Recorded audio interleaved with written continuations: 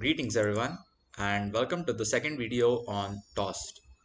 After obtaining initial results, we will need to select important input options. The variance in both groups in our data is homogeneous as previously tested, so we will continue with the student's t-test and not the Welch's t-test. First and most importantly, we need to set our equivalence region. Based on past experience, we will consider raw bounds of -3 to +3 to be our equivalence bounds, and any extreme data from these bounds which can be interpreted as an average difference of fewer or more than 3 mischievous acts between these two groups will be considered meaningful. To do that, the bound specification is already set to raw. The alpha level is set at 0.05, which is okay. So now we can uh, plug in our equivalence bound from -3 to +3 and let the software do the calculation.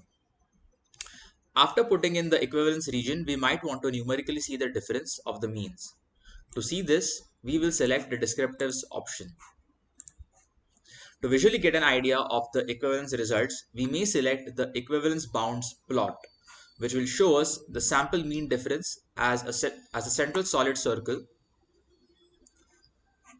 when the software renders the data, right? So we will see the sample mean difference as the central solid circle or dot, and the 100 minus 2 alpha percent confidence intervals. So this is different from our popular 95% confidence intervals because we are performing two t-tests, hence the name two one-sided t-tests or TOST. So this is a 90% confidence interval we are getting, as we can see right here. Right, so the option to change the alpha level is also provided right here. So depending upon the number of primary outcomes and using the Bonferroni correction, it may be prudent to put in a different alpha, and hence we will also get a different confidence interval. So that's it for this video. Thanks for watching, and I'll see you in the next video.